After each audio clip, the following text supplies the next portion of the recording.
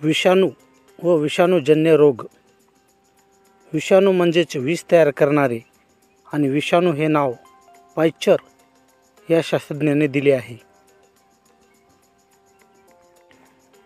विषाणू हे अपेशीय आहेत म्हणून त्यांना कोणत्याही सृष्टीमध्ये टाकले जात नाही.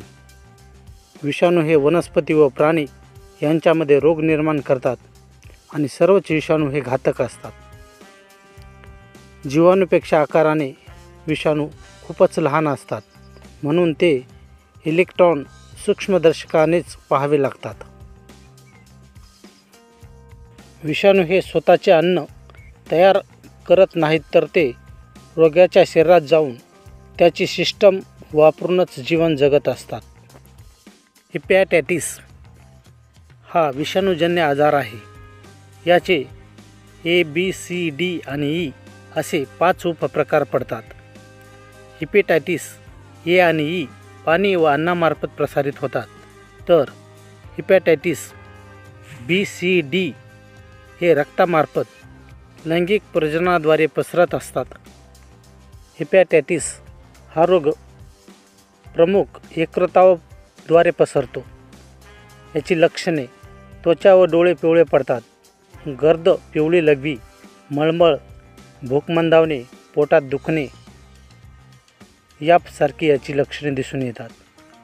हेपॅटायटिस A आणि B ला लस उपलब्ध आहे. हेपॅटायटिस C आणि E साठी लस उपलब्ध नाही. हेपॅटायटिस D ला B ची लस चालते. पिवळा कावीळ ज्याला हेपॅटायटिस A असे म्हणतात, तर पांढरा कावीळ याला हेपॅटायटिस B असे म्हणतात. रेबीज किंवा हायड्रोफोबिया हा रोग रॅबिडो व्हायरसमुळे होत असतो. या रोगाच्या प्रसारामध्ये कुत्रा, ससा, माकड, मांजर यासारखे रेबीज झालेले सस्तन प्राणी चावल्यामुळे याचा प्रसार होत असतो. या रेबीज रोगामध्ये मध्यवर्ती चेतासंस्था प्रभावित होत असते. या रोगाच्या लक्षणामध्ये पाण्याची भीती वाटणे, ताप येणे, हातपायात सुजणे, अशक्तपणा वाटणे हे दिसून येतात. या रोगाच्या उपचारामध्ये रेबीज विरोधी लस घेतली जाते. पोलिओ हा रोग अँटिरोव्हायरस यामुळे होत असतो.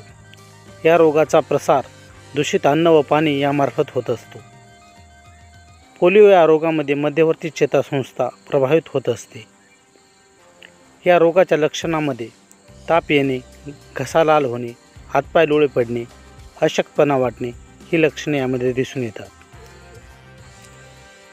पोलिओ रोगाच्या निर्मूलनासाठी 2 लसीचा वापर केला जातो. नंबर 1 साल्कची लस, नंबर 2 सॅबिनची लस. सध्या भारतात सॅबिनची ही लस तोंडाद्वारे घेण्यात येते.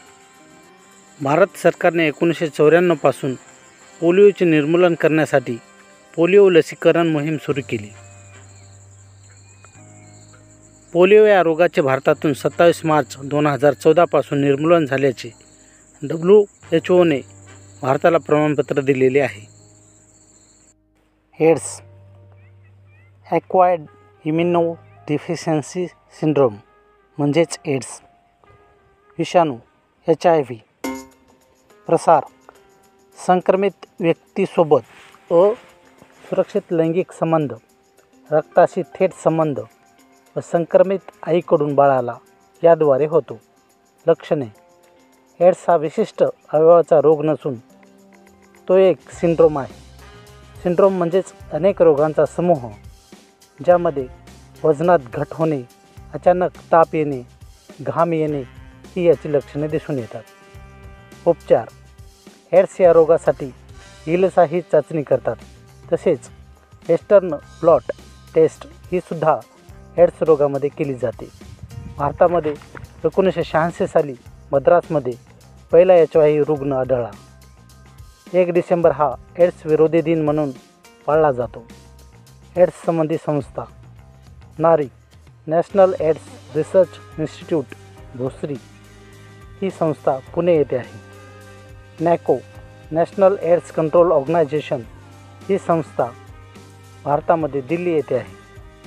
गांजण्या किंवा चिकन पॉक्स हा विषाणूजन्य आजार वॅरिसेला झुस्टर या विषाणूमुळे होत असतो. या रोगाच्या प्रसारामध्ये दवबिंदू किंवा संपर्क याद्वारे हा रोग पसरत असतो. यामध्ये त्वचाही प्रभावित होत असते. या रोगाच्या लक्षणामध्ये खूप ताप येणे, डोके दुखणे, त्वचेवर पाण्यासारखे फोड येणे ही लक्षणे दिसून येतात. या कांजिण्या रोगाच्या उपचारामध्ये अँटी वॅरिसेला विरोधी लस घेतली जाते. हा रोग एकदा होऊन गेला की परत होत नाही. याची प्रतिकारशक्ती जीवनभर टिकत असते. देवी रोग, यालाच स्मॉल पॉक्स असे सुद्धा म्हणतात. हा रोग व्हॅरिओला या विषाणूद्वारे होत असतो. याचा प्रसार द्रव्यबिंदूद्वारे होत असतो. देवी या रोगामध्ये त्वचा प्रभावित होत असते. या रोगाच्या लक्षणामध्ये ताप येणे, अंगावर पुरळ्या येणे, आंधळेपणा दिसून येणे ही लक्षणे यामध्ये दिसून येतात. स्वाईन फ्लू हा रोग H1N1 या विषाणूद्वारे होतो. याचा प्रसार हवेमार्फत होत असतो. स्वाईन फ्लू या रोगामुळे श्वसन संस्था प्रभावित होत असते.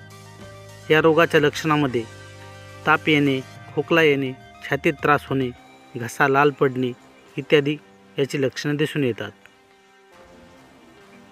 गालफुगी किंवा पम्प्स हा रोग पॅरामिझो व्हायरस यामुळे होत असतो.